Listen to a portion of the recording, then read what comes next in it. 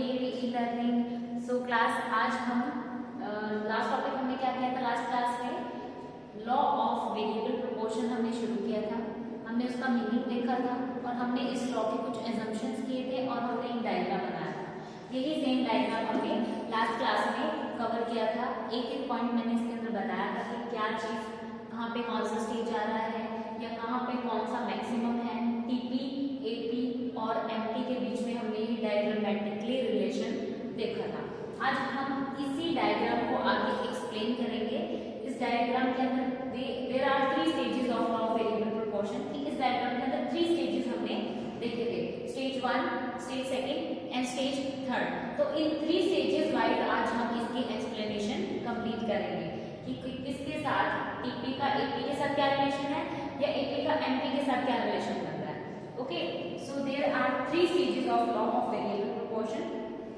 पहला जो हमारा स्टेज है, stage of increasing returns, stage of increasing returns, ठीक है। Second one is stage of diminishing returns,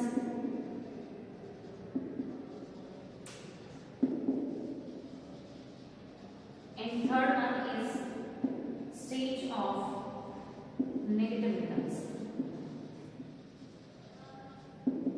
तो ये हमारे 3 stages of law of variable proportion है।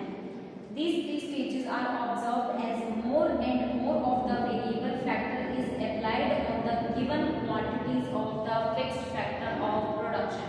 ये हम जो returns to a factor के अंदर हमने modern law of variable proportion पढ़ा था, मॉडर्न लॉ पढ़ा था हमने। तो इसके अंदर ये स्टेजेस कब आएंगे, कब अकर होंगे, जब हम more and more of variable factor को अप्लाई करेंगे फिक्स फैक्टर के ऊपर।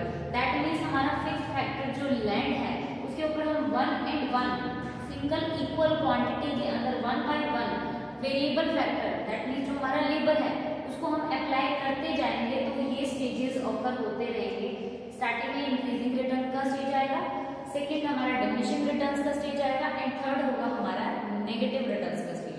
ओके, अब इसको आगे हम फर्दर एक्सप्लेन करते हैं। पहला स्टेज है हमारा stage of increasing returns, stage of increasing return. तो इंक्रीजिंग रिटर्न के अंदर हमारा टीपी कहाँ है,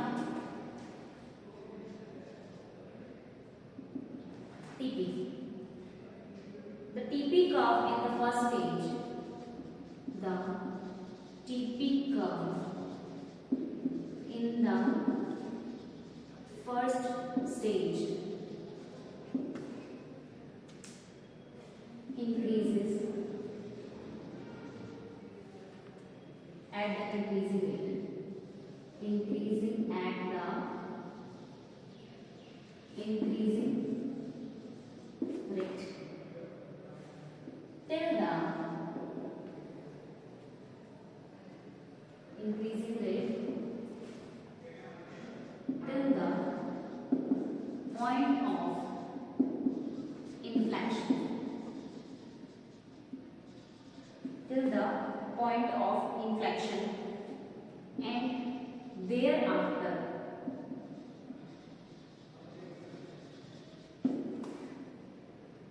starts increasing at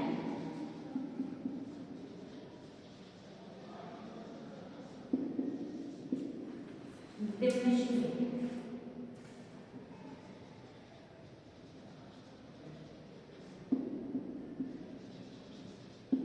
पहला स्टेज चल रहा है हमारा stage of increasing returns. That means अभी तक हमारा टीपी क्या है, वो इंक्रीजिंग रेट पे ही चल रहा है। The TP curve in the first stage increasing at the increasing rate till the point of inflection. कि हमने यहाँ पे एक पॉइंट ऑफ इन्फ्लेक्शन पढ़ा था कि जो टीपी है वो इंक्रीज करेगा इंक्रीजिंग रेट से till the point of inflection. That means वो इंक्रीज करता जा रहा है इंक्रीजिंग रेट से 2, 3, 4, 5 इंक्रीजिंग रेट से इंक्रीज होता जा रहा है। Next is and thereafter starts increasing at diminishing rate. लेकिन इस इन्फ्लेक्शन पॉइंट के बाद वो डिमिनिशिंग रेट पे इंक्रीज होना स्टार्ट हो जाएगा। दैट मीन्स पहले हमारा टीपी ऐसे इंक्रीज हो रहा था, अब हमारा टीपी ऐसे इंक्रीज होगा। ठीक है, पहले वो इंक्रीजिंग रेट पे इंक्रीज हो रहा था, अब वो डिमिनिशिंग रेट पे इंक्रीज होगा। इंक्रीज हो रहा है बट डिमिनिशिंग रेट पे, फिर वो आगे ऐसे करके मूव कर जाएगा काइंड ऑफ। तो एक एग्जांपल बताऊं तो गांधी जी का सर दिखता है, गांधी जी का सर कुछ काइंड ऑफ ऊपर से ऐसा ही होता है। ये उनका सर है, मान लो वो झुके हुए हैं, ये उनका सर है, ये उनकी गर्दन है, देन उनकी बैक आ रही है। जस्ट एक डायग्राम को एक्सप्लेन करने के लिए, फॉर रिमेम्बरिंग, दिमाग में रखो कि गांधी जी का ऐसे सर है और ये ऐसे मूव कर रहा है, ये उनकी गर्दन है और ये उनकी बैक है। तो पहले वो इंक्रीजिंग रेट पे इंक्रीज करेगा till the point of inflection. ये हमारा पॉइंट ऑफ इन्फ्लेक्शन आ गया।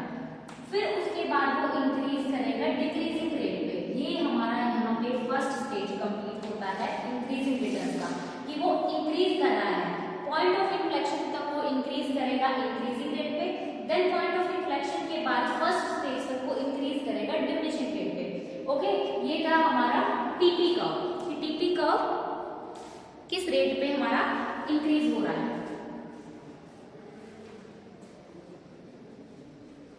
नेक्स्ट है हमारा एमपी। ये था टीपी, अब है MP. The MP curve in the first stage, the MP curve in the first stage is increasing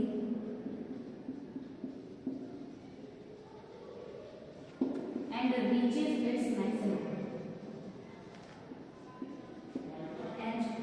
and reaches its maximum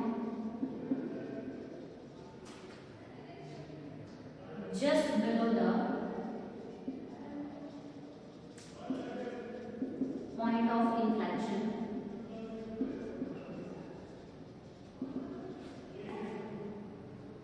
and thereafter starts diminishing। ठीक है, ये था हमारा एमपी। एमपी कर्व क्या करेगा, फर्स्ट स्टेज के अंदर इंक्रीज करेगा, अपने मैक्सिमम पे पहुंचेगा just below the point of inflection. कि एमपी जो है हमारा, यहाँ पे एमपी है वो इंक्रीज कर रहा है, एक पॉइंट अपने मैक्सिमम पॉइंट पे पहुंच रहा है just below the point of inflection. ये हमारा पॉइंट ऑफ इन्फ्लेक्शन था, जस्ट उसके नीचे स्ट्रेट लाइन जो बिल्कुल जहां पे पॉइंट ऑफ इन्फ्लेक्शन था वही उसी पॉइंट पे एमपी का मैक्सिमम पॉइंट होगा। ठीक है, यहाँ पॉइंट ऑफ इन्फ्लेक्शन जस्ट उसके बिलो हमारा एमपी का मैक्सिमम पॉइंट, और उसके बाद वो डिक्रीज होना स्टार्ट हो गया। ये हमारा अभी तक फर्स्ट स्टेज ही चल रहा है और इस फर्स्ट स्टेज पे एमपी जो है वो डिक्रीज होना स्टार्ट हो गया, इसलिए हमारा एमपी कर्व फर्स्ट स्टेज के अंदर इंक्रीज करेगा, अपने मैक्सिमम पे पहुंचेगा, कहां पे, just below the point of inflection, बिल्कुल पॉइंट ऑफ इन्फ्लेक्शन। ये हमारा यहाँ पे पॉइंट ऑफ इन्फ्लेक्शन था, उसके जस्ट नीचे एमपी का मैक्सिमम पॉइंट होगा और उसके बाद वो डिक्रीज होना स्टार्ट हो जाएगा। ये हमारा यहाँ तक मान लो फर्स्ट स्टेज था, ये हमारा अभी तक पॉइंट ऑफ इन्फ्लेक्शन चल रहा है, इसके नीचे जस्ट एमपी का मैक्सिमम पॉइंट होगा और उसके बाद वो डिक्रीज होना स्टार्ट हो गया। तो यहाँ तक हमारा फर्स्ट स्टेज कंप्लीट हो रहा था, तो फर्स्ट स्टेज के अंदर डिक्रीज होना भी स्टार्ट हो गया। कौन सा, हमारा एमपी कर्व। ओके, ये था एमपी कर्व का। Last one is AP curve. अब एपी कर्व हमारा फर्स्ट स्टेज के अंदर कहाँ है, the AP curve is also increasing, the AP curve is also increasing, but it is below the MP curve, below the MP curve. The AP curve, while increasing,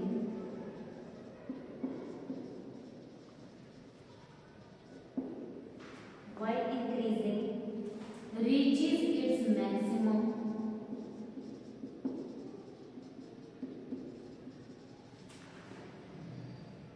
at the end of first stage, at the end of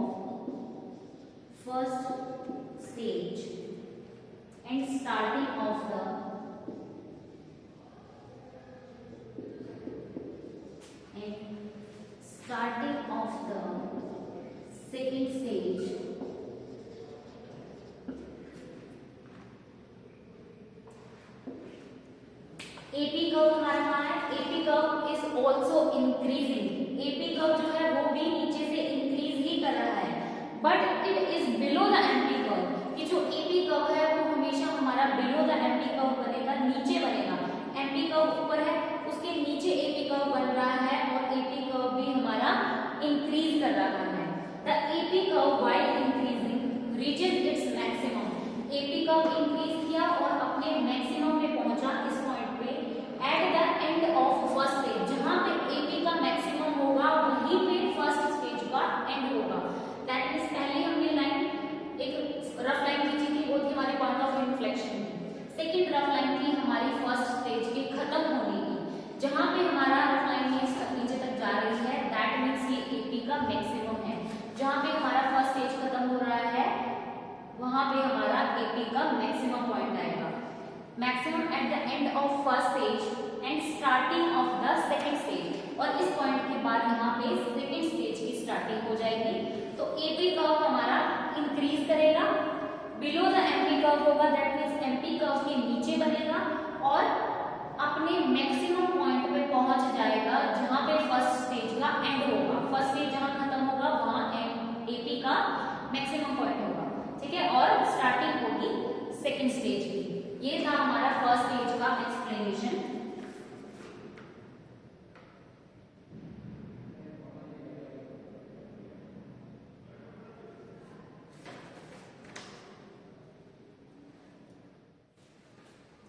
अब हम आते हैं second stage पे, that is stage of diminishing returns. ये था हमारा first stage, stage of increasing returns.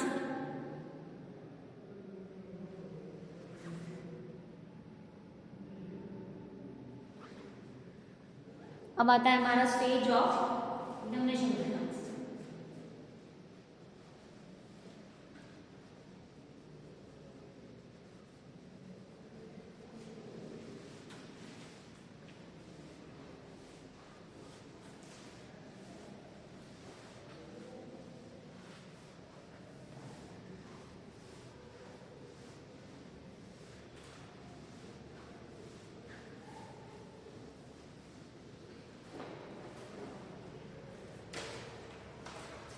Second stage, stage of diminishing returns,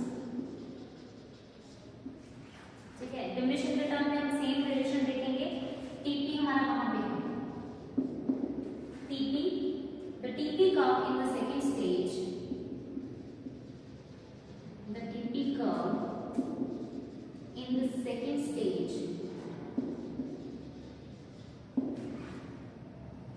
increases at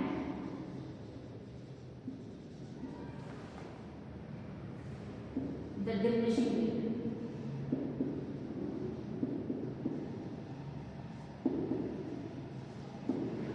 Increases at the diminishing rate and reaches its maximum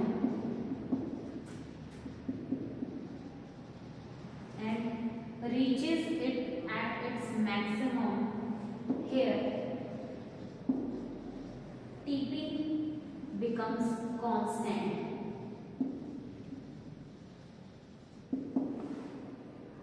and do not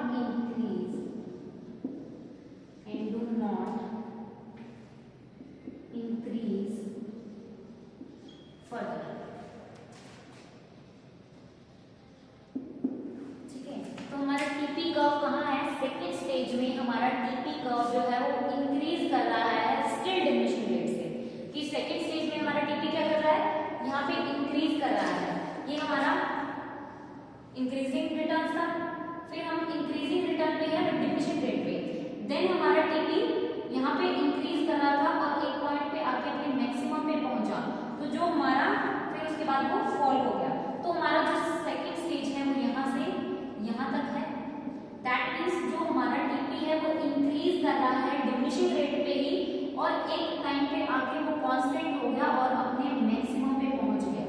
तो यहाँ पे TP क्या है, second stage में increase किया डिमिनिशिंग रेट पे, then एक point पे आके वो कांस्टेंट हो गया और फिर वो अपने मैक्सिमम पे पहुंचा और सेकेंड स्टेज पे वो अपने मैक्सिमम पे खत्म हो गया। उसके बाद वो फॉल करना शुरू कर देगा, वो नेक्स्ट स्टेज है हमारा। तो सेकेंड स्टेज के अंदर TP curve increasing at diminishing rate reaches its maximum and become constant and do not increase further. कि इसके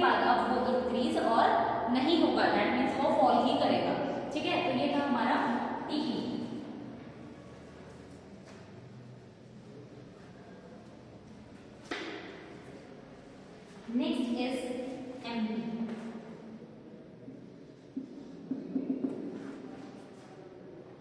the MP curve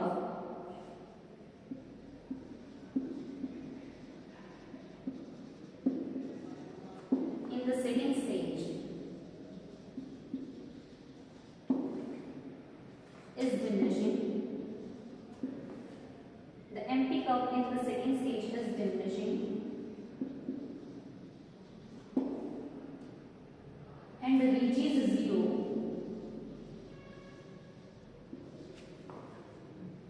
at the end of the second stage.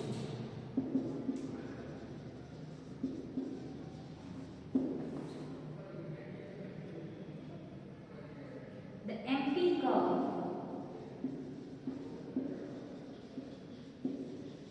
cuts the AP curve at its maximum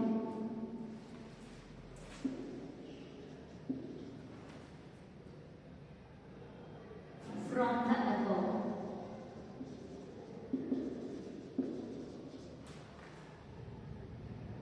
In the starting of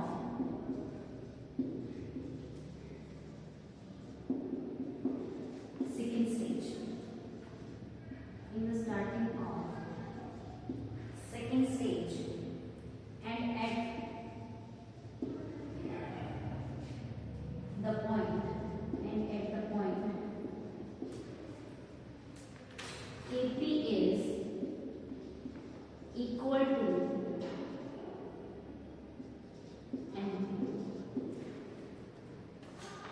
तो अब हम एक हमारा MP curve देखते हैं। And the MP curve in the second stage is diminishing. तो जो हमारा एमपी है वो सेकंड स्टेज में, हमारा सेकंड स्टेज कौन सा है? ये वाला हमारा सेकंड स्टेज है। तो जो एमपी है वो सेकंड स्टेज में क्या कर रहा है? डिमिनिश कर रहा है। Sorry, here is our first stage. यहाँ पे ये हमारा सेकंड स्टेज। तो सेकंड स्टेज के अंदर एमपी क्या कर रहा है? डिमिनिशिंग कर रहा है। ये हमारा पूरा सेकंड स्टेज है। सेकंड स्टेज में एमपी स्टिल डिमिनिशिंग कर रहा है and reaches zero at the end of second stage. तो हमारा सेकंड स्टेज कहाँ खत्म हो रहा है? इस पॉइंट पे हमारा सेकंड स्टेज जो है वो एंड हो रहा है, एंड ऑफ सेकंड स्टेज। तो इस पॉइंट पे एमपी क्या है? MP zero.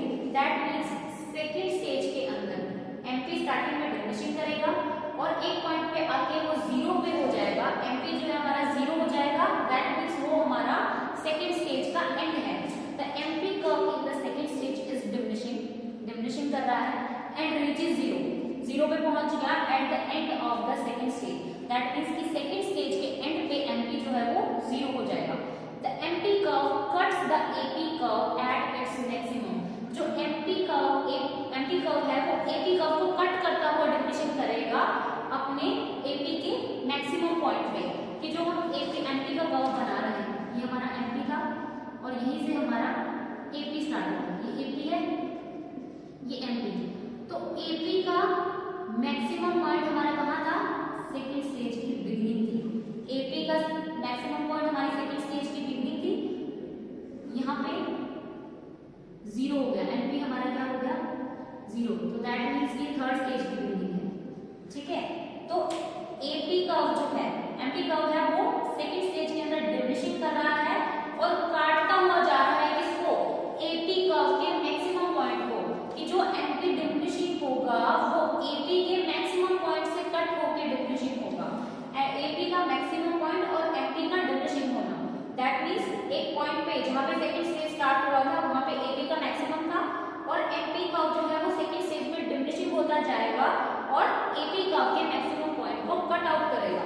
तो यहाँ पे सेकंड स्टेज के स्टार्टिंग में एपी कर्व को एमपी कर्व कट करते हुए डिमिनिशिंग हो रहा है और एक पॉइंट पे जीरो पे पहुंचेगा जहाँ पे हमारा सेकंड स्टेज जो है वो एंड हो जाएगा। The MP curve cuts the AP curve at its maximum from the above in the starting of second stage. कि ऊपर से काटेगा और सेकंड स्टेज की स्टार्टिंग में कट करेगा and at the point AP is equal to MP. जहाँ पे वो कट कर रहा है डेफिनेटली सी बात है कि एपी जो है वो एमपी के इक्वल होगा।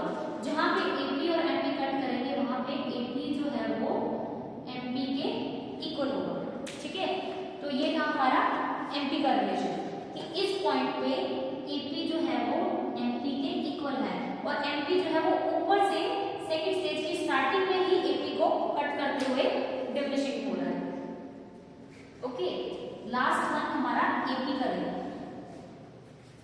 थर्ड है एपी कर्व हमारा। The AP curve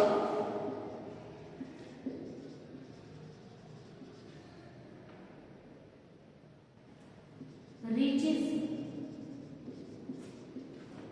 its maximum at the end of first stage.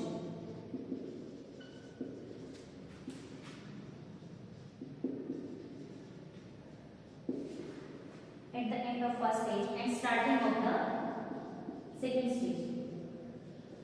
And starting of the second stage.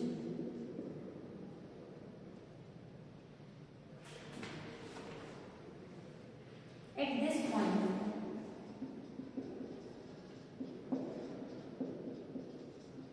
AP is equal to NP. The AP curve thereafter, the AP curve thereafter starts diminishing.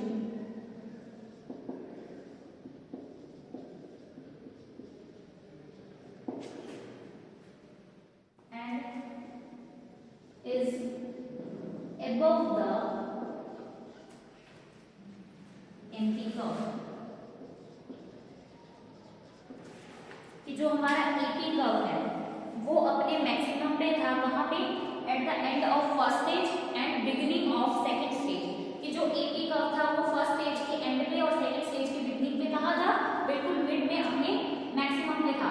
ये हमारा AP है मानो, तो इस point पे यहाँ पे first stage का एंड है और यहाँ पे सेकंड स्टेज की बिगिनिंग है और अपने मैक्सिमम पे AP स्टैंड कर रहा है। At this point AP is equal to MP।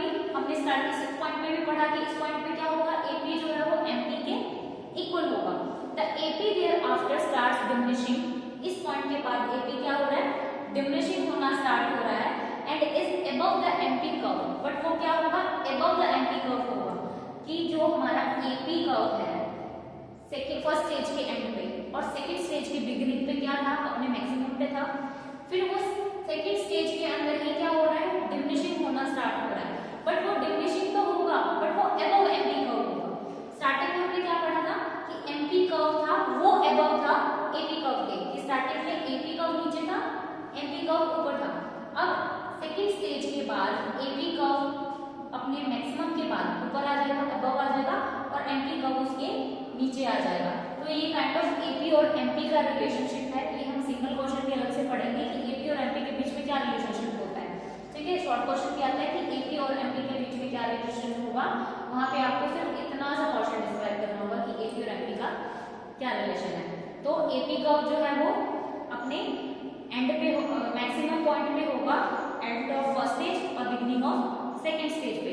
उसके बाद AP जो है वो डिमिनिशिंग होना स्टार्ट हो जाएगा और below sorry above the MP curve बनेगा और यहाँ पे हमारा सेकंड स्टेज जो है वो खत्म हो जाएगा। अब आते हैं ना थर्ड स्टेज पे।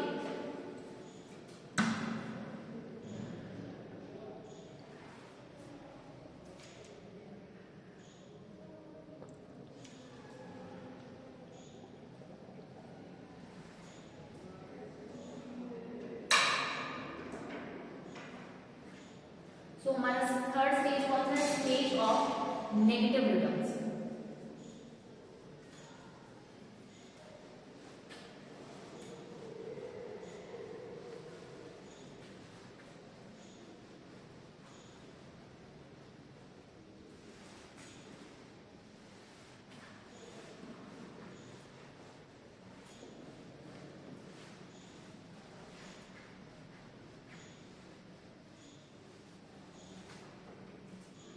Third one is stage of negative returns.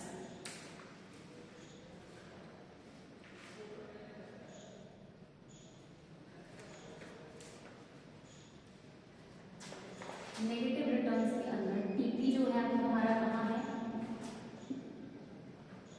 the TP curve in the third stage, the TP curve in the third stage starts diminishing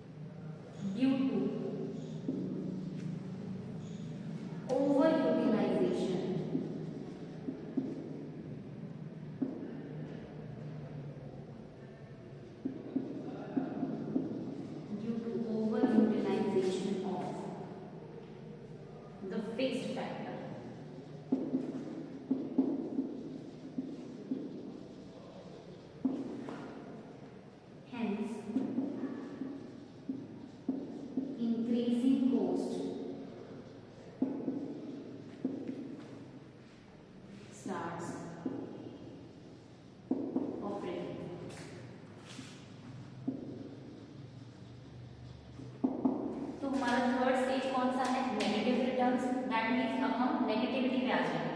तो टीपी कर्व हमारा कहाँ है? The TP curve in the third stage start diminishing due to over utilization of the fixed factor. कि third stage पे हमारा TP क्या हो जाएगा? फॉल होना शुरू हो जाएगा, डिमिनिशिंग होना स्टार्ट हो जाएगा because of over utilization of the fixed factor. कि हम जो ये रिटर्न्स कर रहे हैं यहाँ पे दो फैक्टर ऑफ प्रोडक्शन थे, एक था हमारा लैंड और उसपे हम लेबर को इनपुट कर रहे थे। लैंड हमारा फिक्स फैक्टर था और लेबर हमारा वेरिएबल फैक्टर था। ठीक है, तो हम क्या पढ़ रहे थे कि हम फिक्स फैक्टर और वेरिएबल फैक्टर को यूज करके ये लॉ पढ़ रहे थे। दो हमारे फैक्टर ऑफ प्रोडक्शन हम यूज कर रहे थे। अब ये ओवर यूटिलाइजेशन कैसे आया कि एक हमने स्टार्टिंग में एक लैंड फिक्स फैक्टर लिया जो स्टार्टिंग से ही हमारा फिक्स चल रहा था, उसको हम चेंज नहीं कर सकते। लेकिन हम लेबर जो हमारा वेरिएबल फैक्टर है उसको हम स्टार्टिंग से पढ़ते हैं कि हम उसको चेंज कर सकते हैं शॉर्ट रन के अंदर भी, लॉन्ग रन के अंदर भी।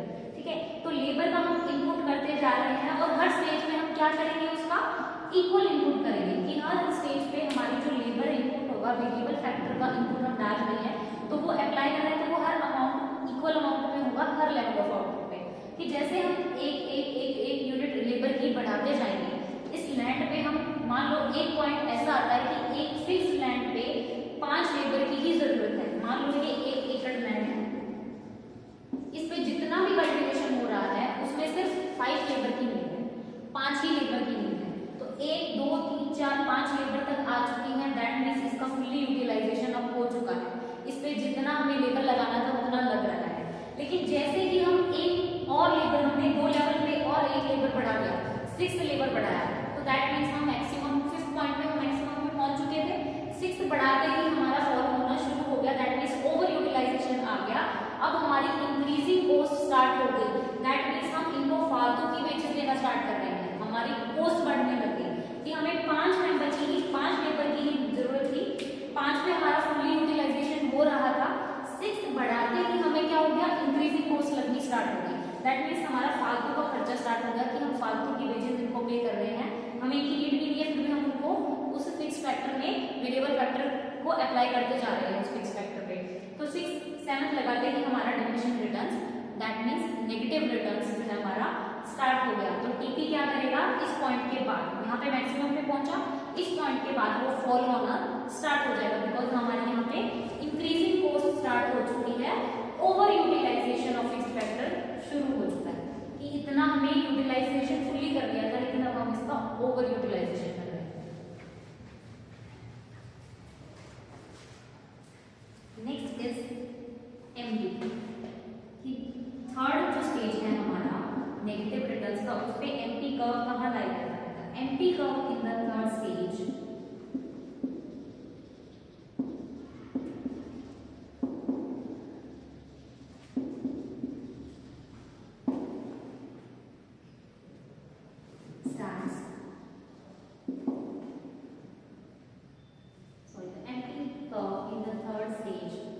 becomes negative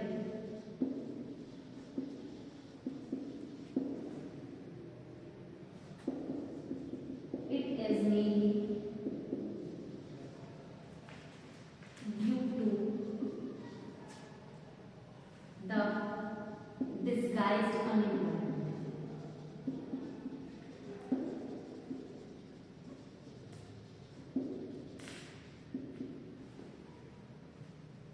or over employment or over employment of the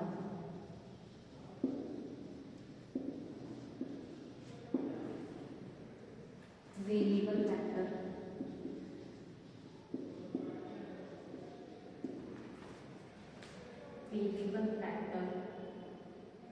on the fixed factor। तो जो हमारा एमपी कर्व है वो थर्ड स्टेज के अंदर क्या होगा? बिकम्स नेगेटिव हो जाएगा। जहाँ पे हमारा टीपी मैक्सिमम था, दैट मीन्स हमारा थर्ड स्टेज स्टार्ट हो गया, वहीं पे हमारा एमपी 0 था, उसके बाद एमपी हमारा नेगेटिव होना स्टार्ट हो गया। यहाँ पे नेगेटिव ही तो आता है, इसके नीचे जाते ही हम नेगेटिव में पहुंच जाते हैं। यहाँ पॉजिटिव था, यहाँ नेगेटिव आ गया, तो 0 के नीचे आते ही हमारा एमपी क्या होगा? माइनस में चला जाएगा। the MP curve in the third stage becomes negative. It is mainly due to the disguised unemployment. It is mainly due to the disguised unemployment. अब आप सारे सोचेंगे कि disguised unemployment क्या होता है, और over employment स्लैश लगा के क्या है, और over employment. Over employment सभी समझते हैं, अभी हमने थोड़ी देर पहले पढ़ा कि 5 की लेबर की नीड थी, हमने छठी लगा ली, तो दैट मीन्स हम उस पर ओवर उसका यूटिलाइजेशन ले रहे हैं, दैट मीन्स हम फिक्स फैक्टर पे और भी ज्यादा लेबर लगा रहे हैं, बट हम उसकी नीड नहीं है, हम फुल्ली यूटिलाइजेशन कर चुके थे, बट फिर भी हम उसमें और भी ज्यादा एम्प्लॉयमेंट करते जा रहे हैं, that means over employment. Disguised unemployment का मीनिंग होता है एक लैंड है, उस पर 5 लेबर की ही नीड है, 5 लेबर मिलके 1 एकड़ लैंड में कल्टीवेशन कर सकती है, लेकिन अगर हम 5 की जगह 6 या 7 लेबर लगा रहे हैं उसी एक लैंड पे, तो जो 5 मेंबर होंगे वो किस कैटेगरी में आएंगे, एम्प्लॉयड कैटेगरी में आएंगे, दैट मीन्स उसको काम मिल रहा है, उन लोगों को काम मिल रहा है, वो एम्प्लॉयड माने जाएंगे. तो बाकी के जो 6 या 7 मान लो 7 है, तो बाकी के 7 में से जो 5 हैं वो तो लेबर हमारी क्या होंगी, एम्प्लॉयड, और जो रेस्ट 2 है, 7 में से जो 2 बची है जिनकी नीड नहीं थी, वो किस कैटेगरी में आएगी, वो डिस्गाइज्ड अनएम्प्लॉयमेंट की कैटेगरी में आएगी, दैट मींस वो अनएम्प्लॉयड है, डिस्गाइज्ड अनएम्प्लॉयमेंट. तो डिस्गाइज्ड अनएम्प्लॉयमेंट का मतलब होता है कि जितने लेबर की हमें नीड है, बट अगर हम उससे ओवर एम्प्लॉयमेंट कर रहे हैं, उससे और ज्यादा लेबर उसी लैंड पे लगा रहे हैं, तो जितने की नीड थी वो एम्प्लॉयड कैटेगरी के अंदर आएंगे, और जिनकी नीड नहीं थी, जो एक्स्ट्रा लेबर लगी हुई है, वो हमारी डिस्गाइज्ड अनएम्प्लॉयमेंट कैटेगरी में जाएगी, दैट मीन्स अभी भी उन लोगों को अनएम्प्लॉयड ही माना जाएगा. ठीक है, वो होता है हमारा डिस्गाइज्ड अनएम्प्लॉयमेंट. ठीक है,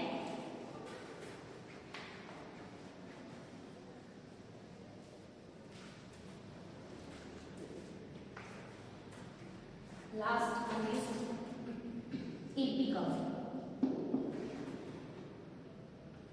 The AP curve in the third stage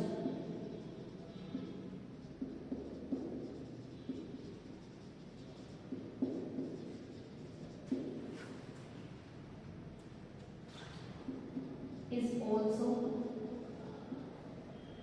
diminishing.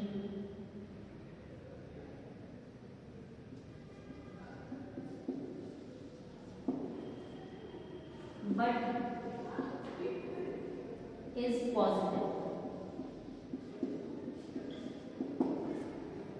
The AP curve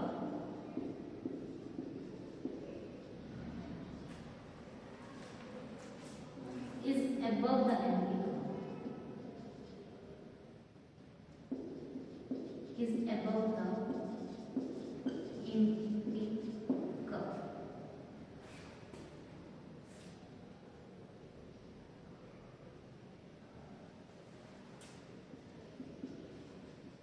The marginal productivity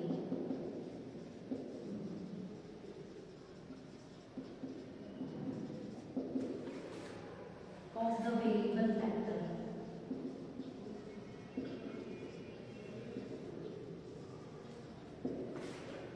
is 0 or negative. Here